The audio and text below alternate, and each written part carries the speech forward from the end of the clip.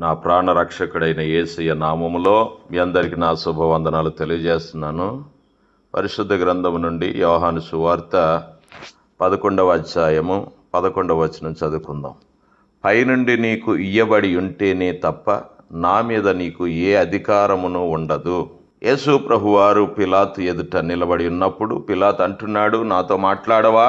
నిన్ను విడుదల చేయడానికి నాకు అధికారం కలదు, నిన్ను సిలువేయడానికి కూడా నాకు అధికారం కలదు, నీకు తెలుసు కదా అన్నప్పుడు యేసు ప్రభువారు అంటున్నారు, పైనుండి నీకు ఇయ్యబడి ఉంటేనే తప్ప నా మీద నీకు అధికారము ఉండదు అని యేసు ప్రభువారు పలుకుతా ఉన్నారు. దేని బిడ్డలారా, దేవునిలో నమ్మకం ఉంచి విధేయత చూపే వ్యక్తి యొక్క జీవితంలోకి దేవుని ఇష్టం లేకుండా ఏది జరగదు. ఈ ఒక్క నిజం చాలు మన జీవితం అంతా ఆయనకు ఉత్సాహంతో కృతజ్ఞతాస్తుతులు చెల్లించడానికి. ఈ లోకపు నటన గతించిపోబోయే సమయం వచ్చేసింది ప్రియ దేవుని బిడ్డలారా.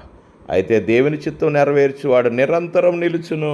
హల్లెలూయా. ఈ జీవితంలో దేవుని చిత్తం నెరవేరుట ఎంత గొప్ప భాగ్యము. ఇదే మన కోసం సర్వశక్తితో ఎల్ల వేళలా మన బ్రతుకులో పని చేస్తుంది. మనం ఆయనకు లొంగి విశ్వాసంతో ముందుకు సాగితే ఏ శక్తి మనల్ని అడ్డగించలేదు. శ్రమల్లో మునిగి తేలుతున్న ఒక వ్యక్తి తన స్నేహితునికి ఇలా వ్రాశాడు, నాకు సంభవిస్తున్న విషయాలు ఎంత అన్యాయమని తోచినప్పటికీ అది సైతాను పనే అని ఎంతో నిస్సందేహంగా అనిపించినప్పటికీ ఆ శ్రమ నా దగ్గరకు చేరే సమయానికి అది దైవ చిత్తమేనన్న నమ్మకం నాలో కలుగుతుంది. ఇది నా మంచికే పనికొస్తుంది. ఎందుకంటే దేవుణ్ణి ప్రేమించే మనకు అన్ని విషయాలు మంచికే సమకూడి జరుగుతాయి. హల్లెలూయా. దేని బిడ్డలారా, ఒక విషయాన్ని గుర్తించండి. తన శిష్యుడే తనను అప్పగించబోతున్నాడని యేసు ప్రభు తెలిసి కూడా నా తండ్రి నాకు ఇచ్చిన గిన్నెలోనిది నేను త్రాగకుందునా అని దైవ చిత్తానికి ఆయన అప్పగించుకున్నారు. నా ప్రియ సహోదర సహోదరి, మనం దేవుని చిత్తానికి అప్పగించుకోగలిగితే ఎటువంటి పరిస్థితులైనా మన జీవితం ఎంతో అందమైన జీవితంగా మారగలదు.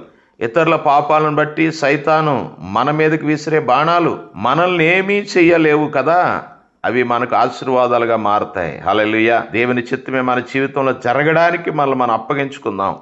దైవ చిత్తమే ప్రభువా నా జీవితంలో నెరవేరాలి, నీ చిత్తానుసారంగా నడుచుకోవాలని దైవ చిత్తానికి అప్పచెప్పుకుందాం. అది ఎలాంటి పరిస్థితి అయినా, మండుటెండలైనా, మంచి నీడలైనా, సుఖాలైనా, దుఃఖాలైనా, దేవా నీపైనే నా నిరీక్షణ.